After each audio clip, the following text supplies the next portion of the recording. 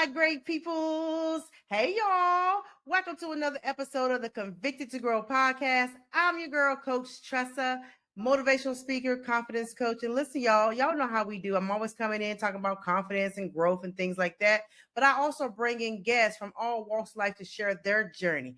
And guess what? Before I get started, if you're on the audio side, please make sure you hop over to the YouTube channel and subscribe to the Convicted to Grow channel. Just know your likes, your comments, and your shares are priceless to me. Now, one of the things that I'm doing for the next 6 to 8 weeks, it was laid on my heart to do a what you call next chapter conversation. So y'all know y'all been following my podcast journey, right? We're 60 plus episodes in, rocking 18 months in. We started last February. And so one of the things that I wanted to do is bring a few of my guests back to really truly talk about where have you been? What's going on for the last 18 months? And it was led on me to pick a few. These were people that I know for a fact just from my social media feed that I've seen transformation, I've seen new changes, I've seen launches and all these great things, right? So what way to kick it off with my next guest? And it's crazy, y'all, because listen, I just realized I don't even have a bio in front of me with her. But I can tell you, listen, she is a sister friend. I've been knowing her for well over 5 years now. She was on the episode before, and so I'm gonna put her original episode. So if you want to know a little bit more about, what's her journey way back then go to that link in the description. But we're gonna talk about what's been going on in these last 18 months, because homegirl, listen, she got a story. And so she's a CEO, she's a visionary, she's a influencer, she's an actress, she's a speaker, she's a mother. That is the most important, mother, right? I ain't gonna give away the other two titles because I will let her tell you that title. But yeah, what amazed me about this next woman that I've seen her, just her rebuilding season. And so y'all help me welcome none other than Miss right now, Winter Henderson. Yes. Yes. Listen, when y'all see the original, I didn't introduce her like that. Her name didn't change. So let's go ahead and girl. Yes, I have gotten hitched in the last 18 months. Engaged, hitched. A lot has changed in a year and a half, but it's all good. Go ahead and add, she is now, I mean, to tell y'all, she's also a author, self-published author, written probably over 9-10 books and working on another book. But she's now a wife, y'all. She's married now. Indeed, to my wonderful hubby. It's amazing to see how far you've come. Like when you think back, because trust and know, it has been the best 18 months of my life and the worst 18 months of my life. It's weird because I feel like when I was on top of the world, like business wise and platform wise, my love life was in the toilet. And then it's like it switched, and my love life is amazing. And then my business went in the toilet. And I mean, in the toilet. It seemed like nothing was hitting, nothing was moving, nothing was working. And it was rough, like rough. Wanted to find a job just to supplement, couldn't find a job. Like, woo, it was a lot. It was a lot. Right. And then you mentioned, and I was going to ask you what has shifted the most in your life, whether it was in life or business, since your last episode. So it seems to me, yes, the love thing, which is the blissful thing. And we'll go more into that, y'all. And y'all stick around because I got some photos too. Okay. But the business side, let's talk about that because, most of the audience that follows us are entrepreneurs. Some of them are 100% entrepreneurship, but some of them also are working too, 9 to 5, and they struggling and things like that. Let's talk about that. When you said it kind of went down, what challenges was it that you were facing? So I think as an entrepreneur, there's always ebbs and flows, right? There's high seasons where everything is hitting, and then there's low seasons where nothing is hitting. And I think a part of being a good entrepreneur is knowing how to weather the storms, regardless of whether you're having a good season or not. So for me, I think any sound entrepreneur has to figure out how to steady themselves regardless of whether you're up or down. And I always say, there's no harm in having a 9 to 5. If that is what you need to keep your hustle stable, there's no harm and no shame in that. Do what you do until you're able to do it full time. And I know for me, it just hit a real slump. And a lot of that was connected to the fact that I really needed to sit with myself and figure out what I wanted to do next. And also making peace with the fact that the season I was in before had passed.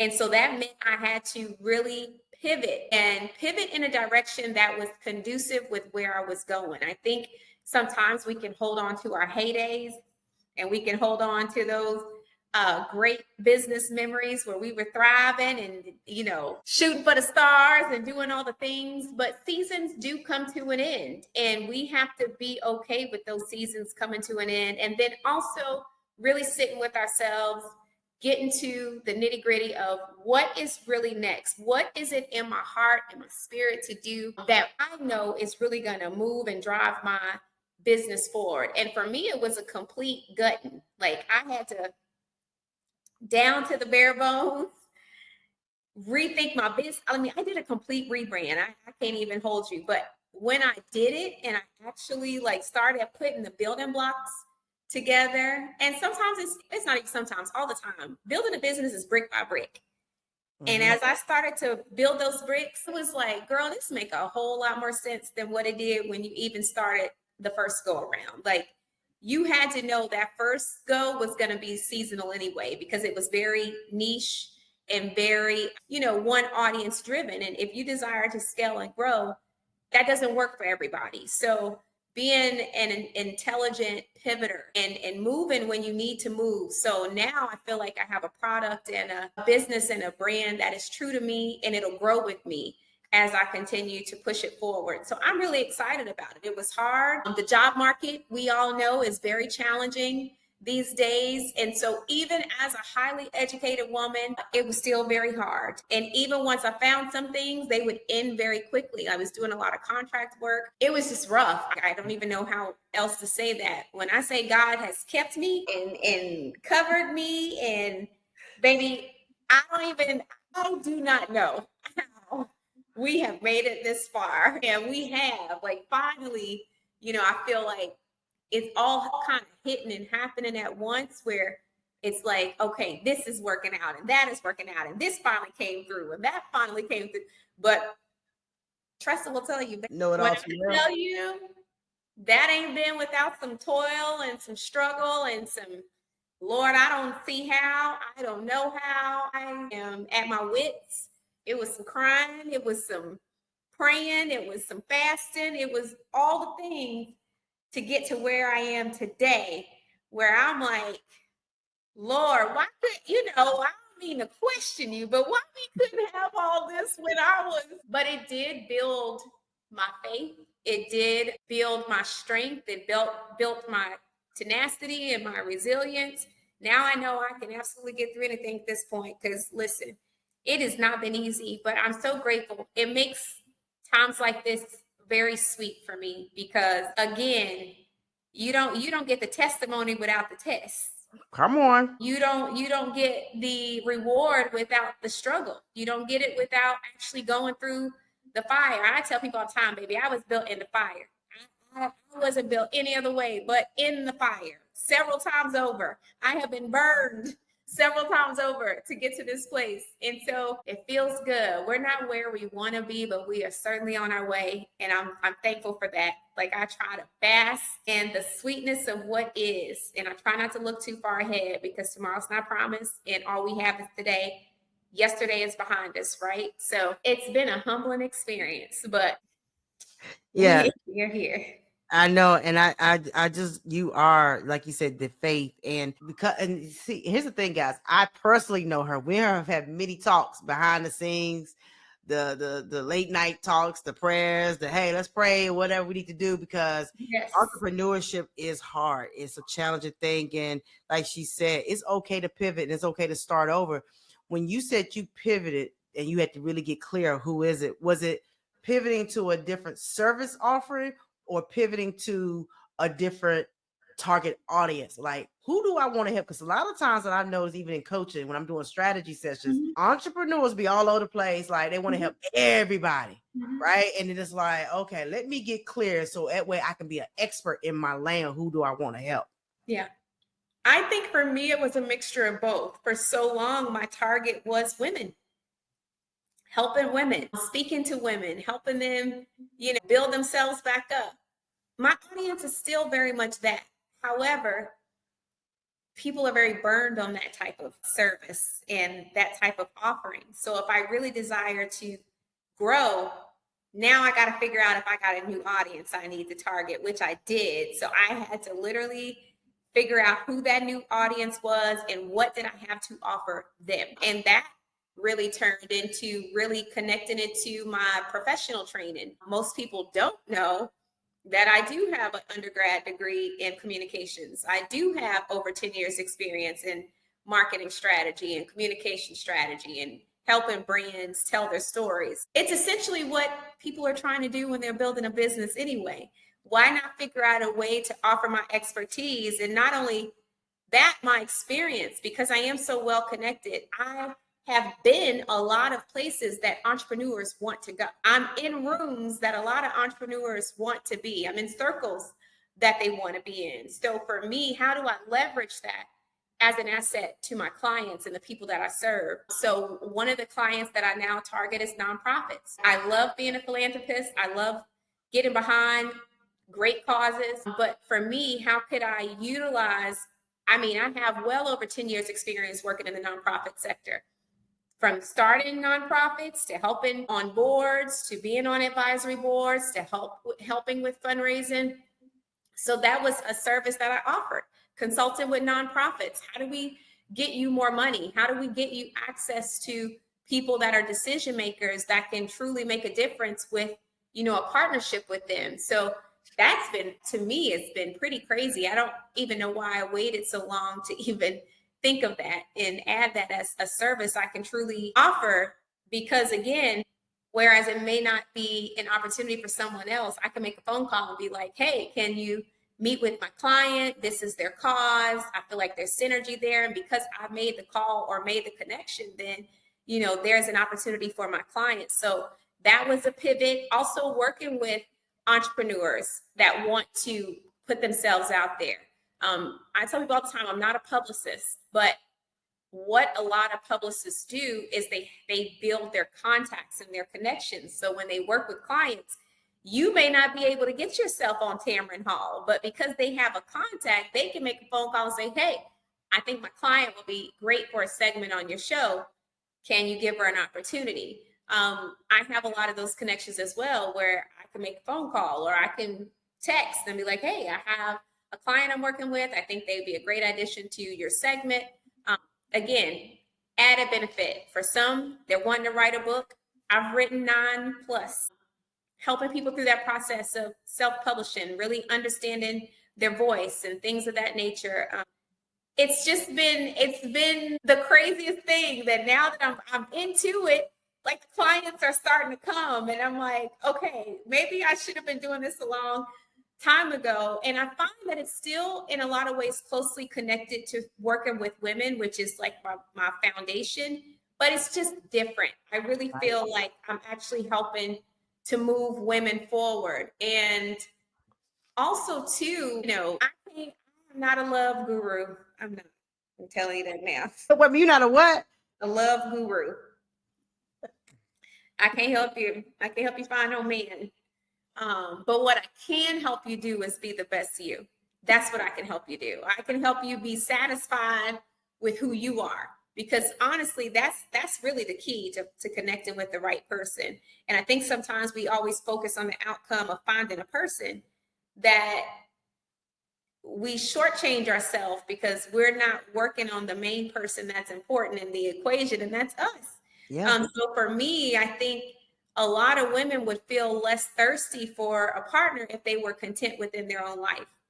And that's a place that I had to get to. When I met my husband, I wasn't looking for no man. I was about my business. He met me when I was at a speaking engagement. And even when we met that night, he wasn't trying to hit on me or make a pass. We both just had some synergy as far as like entrepreneurs and trying to, put ourselves out there. And that's how we connected. But I think to myself, what if I had been thirsty that night? It might have been a turnoff. You know what I mean? Like he might have been like, what's wrong with this girl? And that was not my vibe at all. I was just like, I'm friendly. Tressa knows this. Like I talk to anybody, but it definitely wasn't about meeting somebody. But I say all that to say, like, I am a resilience expert. I am gifted in teaching people that doesn't matter how many times life knocks you down, baby, you can get up every single time. Like, and you can get up and come back stronger. That is the one thing I feel like if people have followed my journey for any given amount of time, people will be like, this girl get knocked down and she come out strong.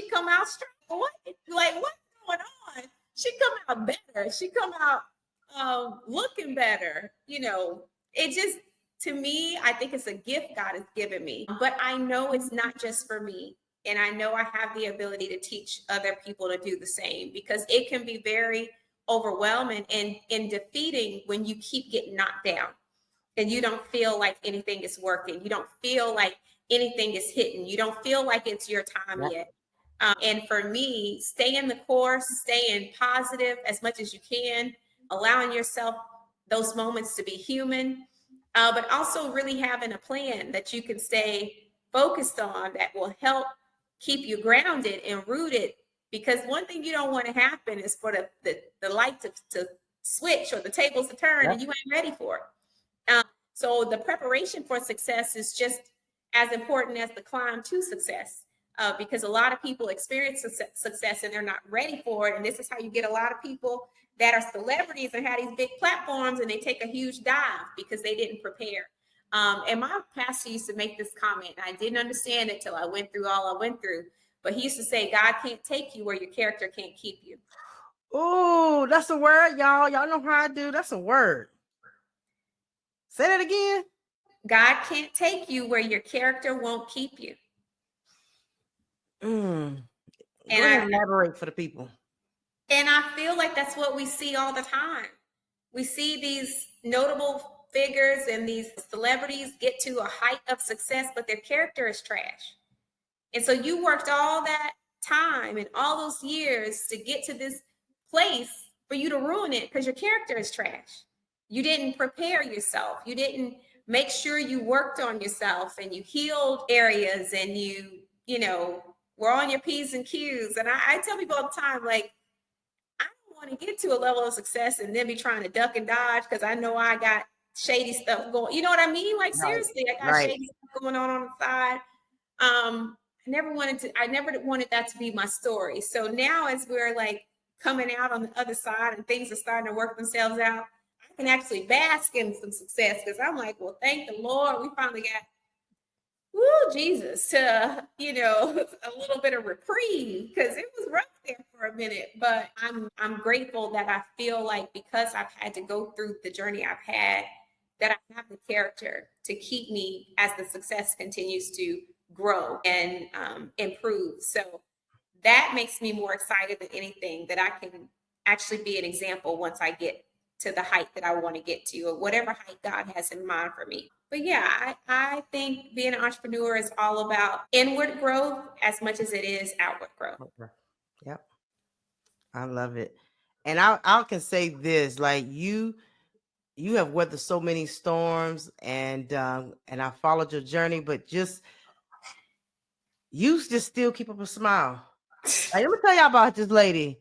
Now, me and her have behind the scenes conversations that, just me and her, and that's the way it should be. But you would never know, even on the social media streets, and she has her own YouTube channel, Winter Womanland, and she's got her audience over there and all the other, she goes live and she gives you the real, right?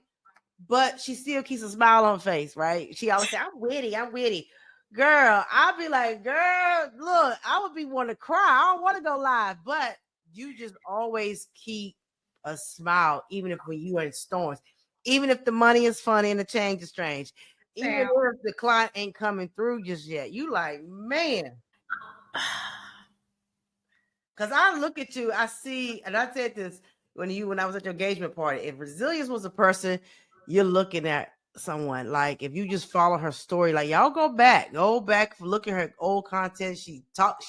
And you're an open book. I think a lot of times some of us don't want to share our story. We too shame of our story, or you have, and not, we don't have to go into it, but you was on TV, national TV, Yeah. and playing out stories that way. And I'm just like, ain't no way I could do stuff like you did. And when I say, and what has inspired me with you is you continue to keep the faith, but you always say, I'm writing it down. I'm writing, manifesting what I want. I keep notebooks. I write. I have so many notebooks. I actually came across one when I was moving. You did? I did. It was fun. The date was 1/24. And when I tell you most of everything I wrote down has happened, I'm not even kidding. Oh I my was God. like, I'm a huge believer in writing it down.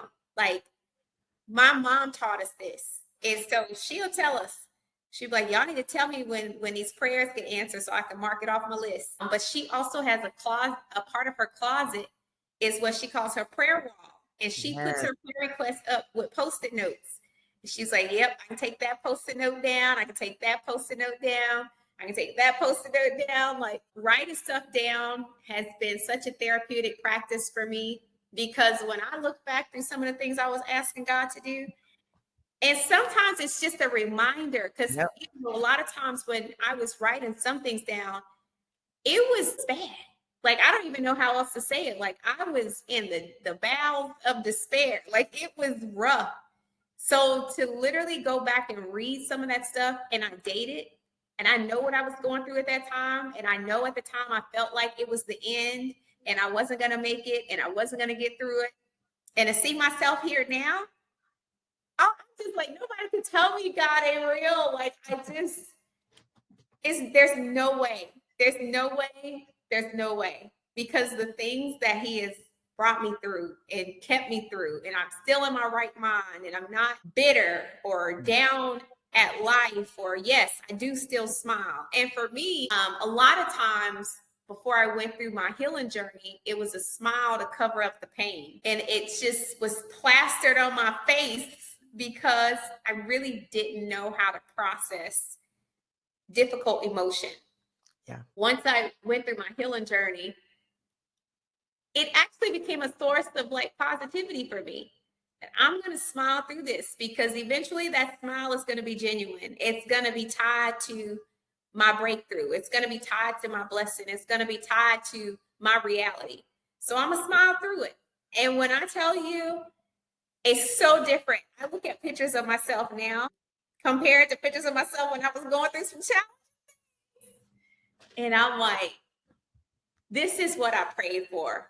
Like, to smile from the inside, where that smile or that peace or that joy that people sense on me, that's in my heart. That's in my spirit. That is something I have worked really hard to achieve. By the grace of God, I can sit here and be like, oh no, I go to bed, I sleep sideways. Oh my gosh. I just do, because people just don't know. I can't tell. There's no way I can tell it all. And if you go back and watch the previous episode, I told some of it, but there's no way I could tell it all. And people probably would think I was capping, not telling, but I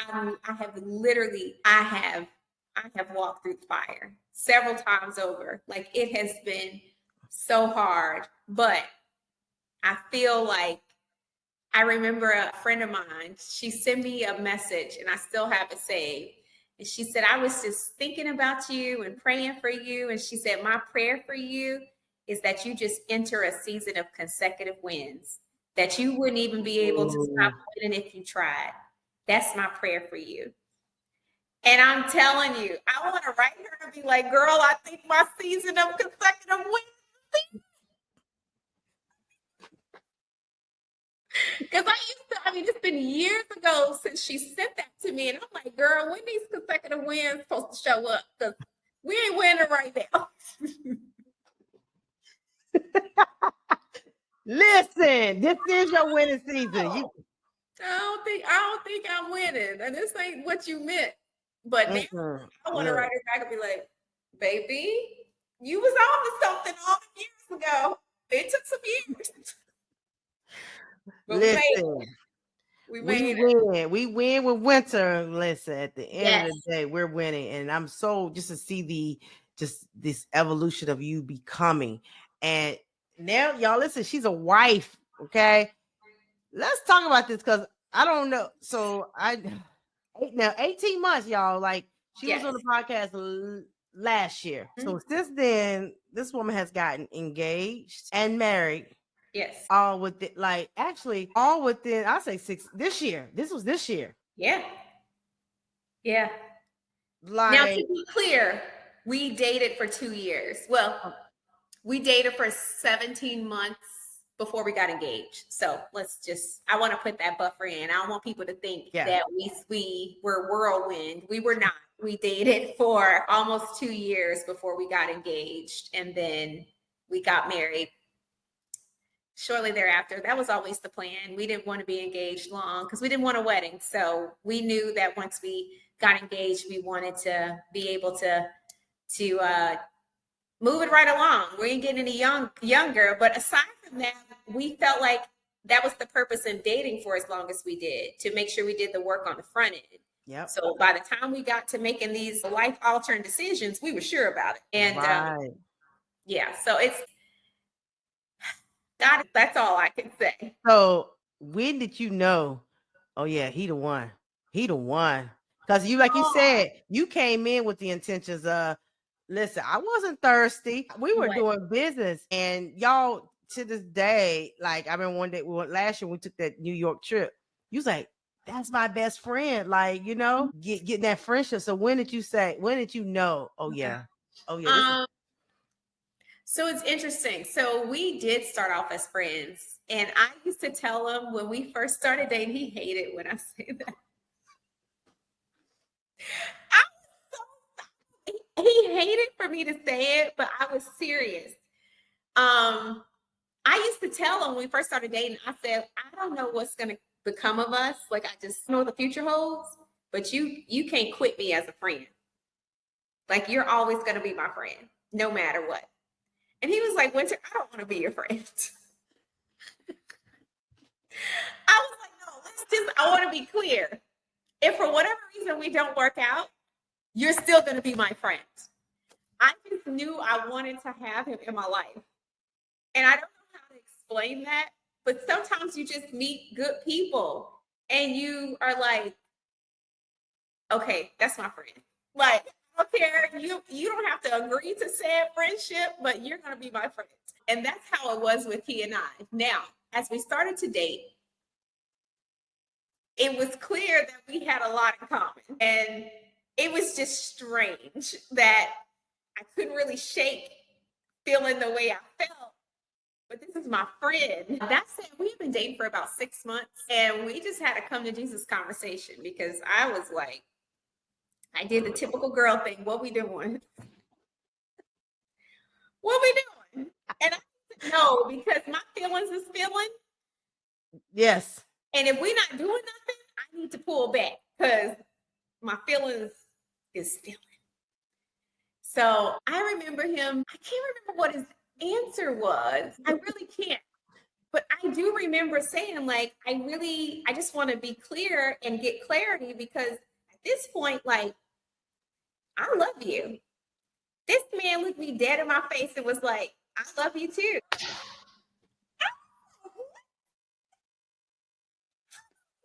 Wait, do you remember you and I having this conversation and you were like, he's going to tell you that he loves you. I know he does. Like, I just feel like. Girl, we had a bet. That she lost.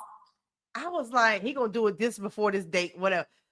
He didn't do it, man. I remember. What's crazy? I lost. She lost that bet. And I was like, Tress, I don't think he's gonna tell me. She was like, yes, he is. I'm telling you. He's gonna tell you. I feel it. He does. Anyway, that was how we ended up together because that conversation, like us just being on, and it's the craziest thing. When he told me he loved me too, interestingly enough, in my mind and in my heart, I knew he was serious. And I was like, oh, you didn't flinch. Like, you meant that. I love you too. So we've been together ever since. And Ever since, y'all. ever Ever since, since. we've been together, like together ever Like since. Velcro together. Yeah. Y'all really have. I knew listen, I lost the bet. I said this during her engagement party. I knew he was the one because I had to take her out to lunch because I lost this bet. Girl, and we went to a nice little restaurant and he came in and being the gentleman he was, and he pulled that card out. In my mind, I said, glory, look at God, won't he do it? I was like, this don't mean I still owe you, because when they say Jesus paid it all, Ed paid it all. Shoot. I knew he was the one. I said, he's a keeper. She Yes, did. he is. Yep. He came up there because I think I was getting chased by a homeless man. Yep. So he listened. He don't play. He literally was up there so quick to make sure I was good. But he did pay your debt. Thank you. Like which they do. was not a part of the bet. Like the millennials do. Thank you. Yeah. But let me pull a plug right here real quick before we go further, because I want to give a plug to my ladies, especially my single ladies, right? That's looking for love and all this stuff. I want y'all to hear her story. Like, when you in the season, I know we get along. We want to be with a man. We want somebody, but work on yourself. Like, take this moment to work on yourself. But not only that, when you are in your courting phase, dating phase, one thing she said was, "What we doing?" Listen, y'all, we don't have time to waste time. Time wastes no one. As you get older, especially when you over 40, we're not playing these mind games. It's like either we in it or we not. So when you said what you're doing, I can only imagine, like, what we doing. Not only what we doing, like, if we not doing what I think we doing, I'm moving on. He knew this. He knew this about me. I've never been afraid to walk away from anything. And my feelings was feeling. But if he was not on the same page, then I needed to protect my peace. And also, I was in a phase where even though I wasn't looking for love, I was ready for it. So I didn't want to block my opportunity at love trying to hang on to somebody that didn't want to be clear. So I needed to know. And if we weren't aligned, then I was going to be like, toodaloo, I wish you well.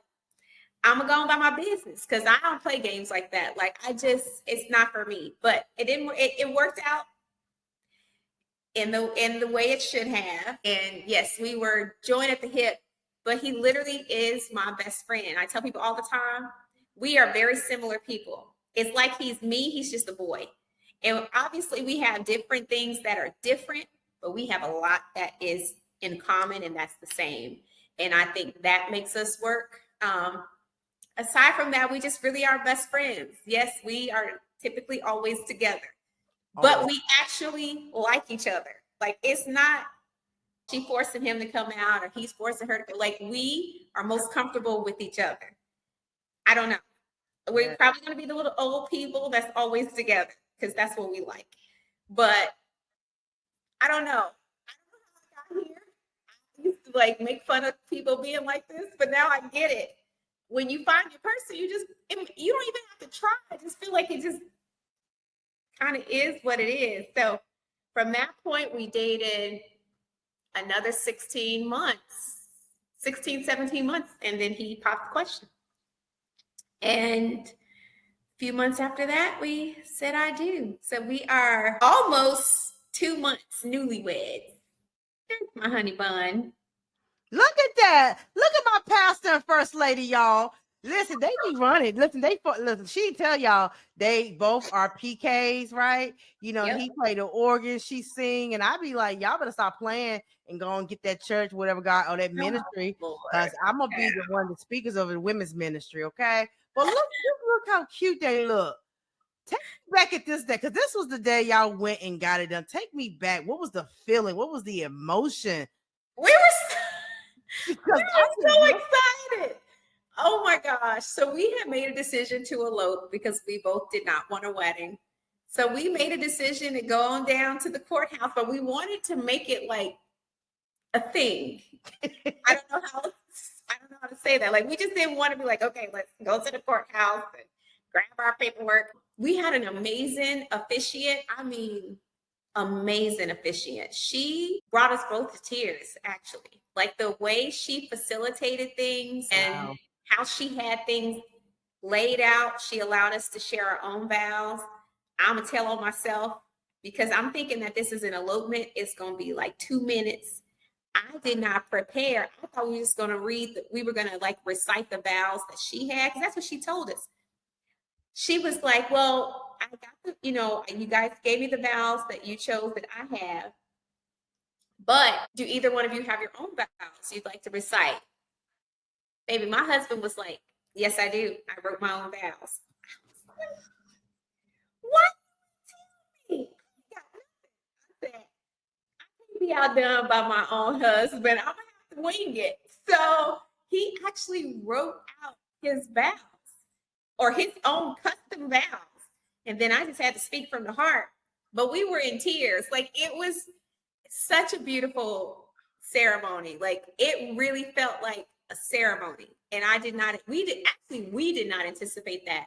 And we told her, we just thanked her for making it so like special and incredible for us. And we went and had our first dinner as husband and wife. We had really nice dinner reservations. We had a beautiful boutique hotel we stayed at. And that was pretty much it. We had a good time.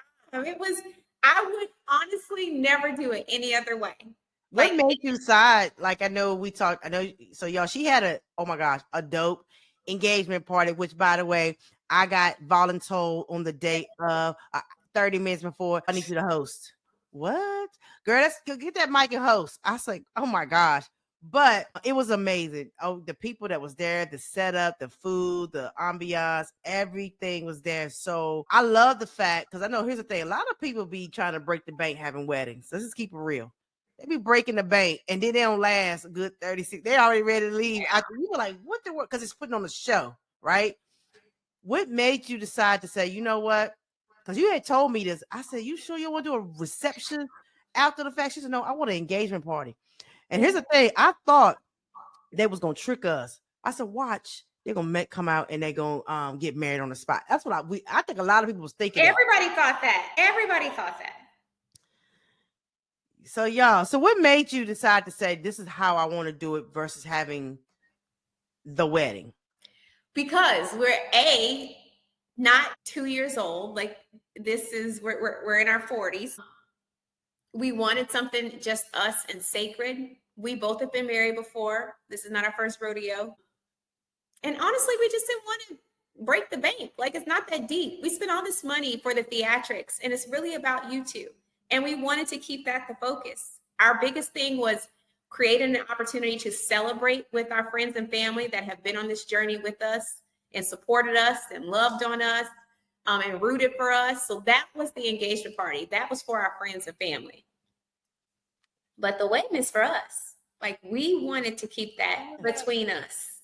And we wanted to enjoy what that meant. Like, we've been through a lot together in our 2 years. And this was a monumental day. Like, I don't even know how to explain that. Like, it was such a sacred moment for both of us. And we just wanted it to be us. So that was the reason behind it. I think both events were incredible. We had an amazing engagement party and we had an amazing ceremony. So right now we're just actually prepping for our honeymoon, which we expect to be amazing as well. We just moved into our new home, our first home together. That's why I have an echo. There's no furniture in here, but I don't know. It's just, God is good, man. He is. I would have never guessed that meeting this man so randomly, unplanned, would have turned into all of this. God be guiding. That part. When she sent me, it was crazy, y'all. A year ago, I wish I would have posted it. Oh, I don't even have it on my thing. I went in Canva one day and made up a church program. This ain't it. But I did a church program a year ago. And I said, and I feel like it was a fake church, but it was like a little program. And they was like, she had a mic in her hand. Y'all was at some event. I said, look at y'all looking like a pastor and first lady. You was like, everybody there was just looking at y'all and greeting y'all. They was already calling her the wife before she even had the title. Like they was so I thought that was so dope. And I know she sent me this a couple weeks ago, because again, they're both legacy builders and they're dynamic speakers. And I was like, wow. So tell us, what is this next season looking like for? Yes, you still in honeymoon season, you still got the glow. Yes. But what does this next season look like, not just for you individually? Because here's the thing, y'all, she got still doing her own thing. She's a consultant, she's a speaker. And listen, I'm gonna drop the links of her information, so that way if you want to book with her, get a strategy session, want to know about writing a book, or even like the nonprofit space, or marketing, definitely hit her up. Her company's called Brilliant Parlor Communications. So tell us, between what you got going on individually, and then we got the Hendersons. So I think, honestly, when you talk about marriage, it's honestly about partnership and making sure you're in partnership with someone who aligns with your vision and your goals and your trajectory, right? So one of the things that fit so seamlessly is that we did have a leadership component in common. And a lot of he is so brilliant business wise. Like, I have a lot of respect for my husband. He's taught me a lot in the last 2 years. There are things that I did not know prior to meeting this man that he is essentially handheld me through and walked me through and taught me and explained to me. So to me, it's almost like a logical next step where this is a collaboration that not only just benefits us, but it benefits our legacy. And again, we're very big on creating a legacy, not just for us, but for our children and our children's children, but also in a safe space. We both are huge into therapy. We both have gone through therapy. We still meet with our own therapists. And I attribute that commitment to why our relationship just kept getting stronger and stronger and stronger, because we both were committed to the process of therapy for ourselves, not for each other, not for our relationship, but ourselves. So we were bringing two healed people in progress to the table. So listen, God is my witness. We do not cuss at each other. We do not argue. We do not bicker. We have a really, really healthy way of communicating with each other. Do we agree all the time? No, that would be a flat out lie.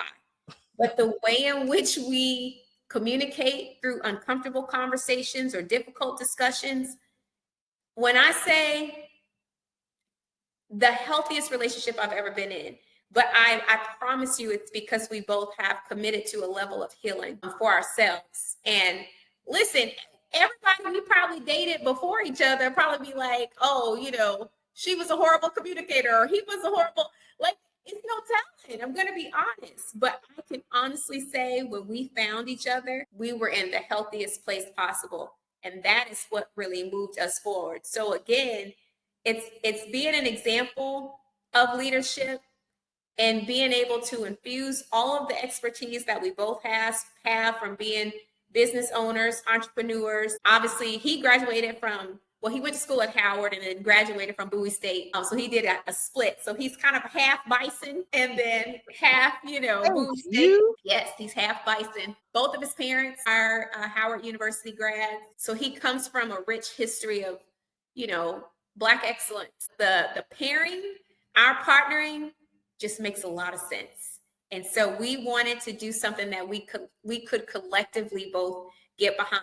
And he'll tell you, he, at this point in his life, was like, if it ain't somebody I have vetted doing business with, the only other business partner I'm gonna have is my wife.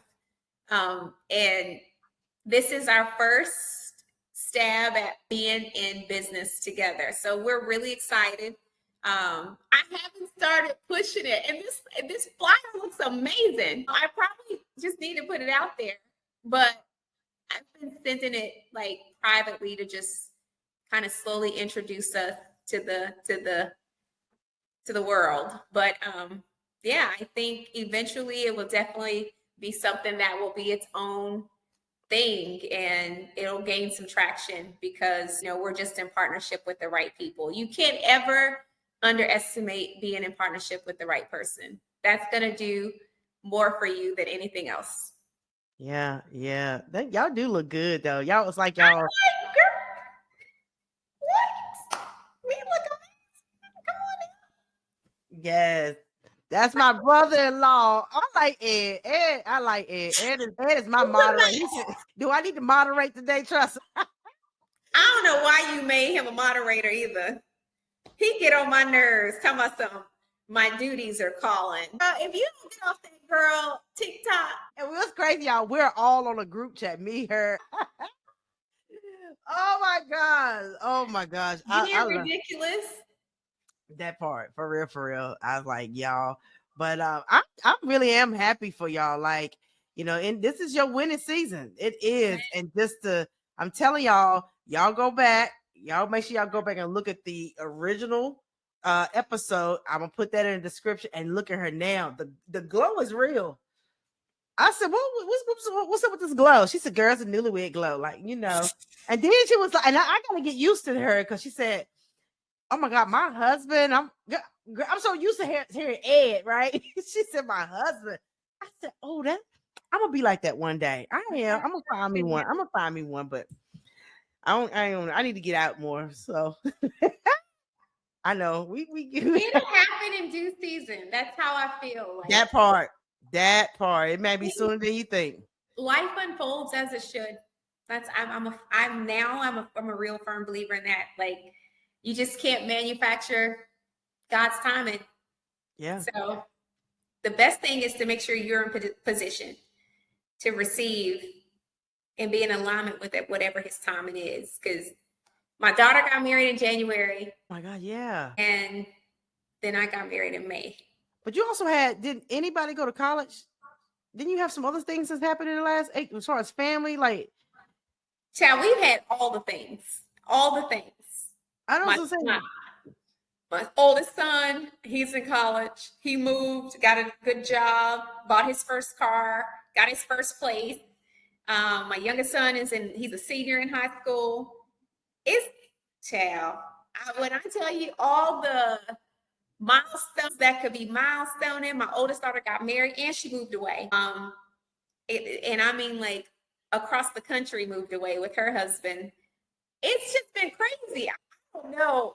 Like when I say when it's time for things to be, it's almost like it always happens at once. Yeah. When we get another book? When we get another book? I am working on it as we speak. I put my cookbook on hold, even though it is essentially complete. I was not happy with the cover, and I am a perfectionist. I just could not see myself putting that book out, and I hated that cover. Like I hated that cover. So the goal is to get a cover shot that I can be proud of, and then the next goal is to actually put my other book out that I've been working on. I'm a writer by nature. So I always have a lot of books in progress. I'm not even going to hold you. I just dropped 2 new devotionals on the YouVersion Bible app. Both of those devotionals are actually number 3 and 4 for me. I have 2 on there already. A lot of people don't know that I am a contributing writer for the YouVersion Bible app. So those 2, you can go check it out. And I do have that listed on my website. But if you just go to YouVersion and you type in my name, it'll pull up all of my plans that I have in there. So I currently have 4 plans. I have gone back and forth with this idea, but I feel like it's a space that's lacking. So I'm going to take a stab at it. But I'm going to write a parenting book. I've raised 4 kids, almost all 4 to adulthood. My youngest son will be a senior in high school, and my youngest is about to be 15. So I've almost raised 4 bright, amazing kids. And I think African Americans and, I feel like Black and brown people, we need more representation in the parenting space. Yeah. I'm not a new age mom and I'm not an old school mom. I'm a hybrid. And I think there's something to be learned from each, transition of parenting. I don't agree with what a lot of it has turned into, but I also don't agree with a lot of what was. And I feel like that combination and mixture of parenting has helped us raise good, solid kids that are well adjusted in life as a whole. So I'm going to take a stab at this and see what happens. My cookbook will be out by Thanksgiving. That is my goal. Because like I said, it's done. I just have not been okay with the cover. I think I'm gonna put out an apron with it. Okay. I think that'll just be a nice little bonus. They can order an apron, cute little apron, in Yeah. addition to their book. And then, like I said, I'm working on a pretty huge book that I'm not necessarily looking to put out right away because I'm really trying to pitch it, and I really pray that it gets picked up by a publisher this time because that's a little bit more of a robust story. So a lot of good things happening. I don't know. A I lot of love people it. reaching out. I'm doing a lot of different podcast interviews. I'm getting a very diverse audience reaching out to me. Black, white, and brown, don't even matter. People reaching out to hear me share my journey and my story. I think it's very intriguing once people hear a lot of the things that I've walked through in my life and made it out on the other side. I'm still in my right mind and with a smile on my face. So I'm excited. I'm excited about what's next and what's coming down the pipeline. I just signed with a new publicist today. So brand wise, I'm very excited about what God is doing. Yeah. Yeah. I mean, just to hear this whole journey in this last, and most like the engagement and the wedding took place this year. Yes. That's like y'all, like all in 2025. So I'm super excited. I'm super excited to call you my friend, my sister, Yeah. someone. I mean, she supports. And I tell you, Winter will support. Always got a good word, good gems. And guess what? She's a woman of discernment. And if you are, off, meaning like she can feel if something's going on. Hey, I'm just checking on you. You good? So I definitely will hunt you down. she will. And I was like, dang, I shouldn't. She got my address too. But so I would say before we end, what would you say? What would you tell someone who that version of you were a year ago? There's someone right now that's just in that season, in that storm. What is something right? You the coach right now, the speaker. What would you tell someone right now who is in a storm that's trying to rebuild and rise again? Man, don't give up. I don't care if you got to hold on with your pinky toe. Don't give up. And I know that sounds so generic, but when you are in the fight of your life, wanting to give up is going to be your greatest challenge because you're going to question whether or not it's worth it, if it's worth it, if it's necessary. Am I doing too much? Am I doing too little? I don't know if it's me that should be doing this. You're going to second guess yourself. You're Yeah. going to downplay yourself. You're going to have some moments of self-loathing. Don't give up. All of those things and all of those feelings are a part of the process. And it's uncomfortable and it doesn't feel good. But struggle and the struggle to success is never going to feel good. Even when you get in a good place, you're still going to have those ebbs and flows. And you're being built in those seasons of lack and those seasons of turmoil to be able to handle the seasons of success that still come with those ebbs and flows. And if you aren't built in the struggle, you don't have the capacity for success. That's just the truth. So I would just say, don't give up. Yeah. It's a part of it. Hold on. And I mean, by the hairs of your chinny chin chin, hold on. And I'm a firm believer. The Bible says, listen, in due season. Yes. In due season. If we don't give up, we're gonna reap. Yeah. And that's really the thing. If you can just hang on and you don't give up, there is a season of reaping. I believe in the laws of sowing and reaping. Whatever you sow in tears, you can reap in joy. You can reap in peace. You can reap in victory. I've sowed a lot of tears, okay? I've sowed a lot of stress. People wonder why I smile so much, but there's been a lot of tears. Yeah. I have earned my right to smile as much as I do and enjoy the season that I'm in because it's been a lot to get here. I remember meeting with my mom when I was telling her, like, I'm pretty sure Ed and I are going to move forward with getting married. And she said, Winter, I have to be honest with you. She said, this is the first time I have ever felt you have this much peace with a man. Wow. Wow. Peace with your decision. Peace that, yeah, I'm making the right choice. Yeah. Yeah. So you just can't give up. I love it. I love it. That you didn't gave some good sound bites, girl. We're going to send them over for you to have them use that for a Canva quote because you didn't gave some good ones today. I'm with it.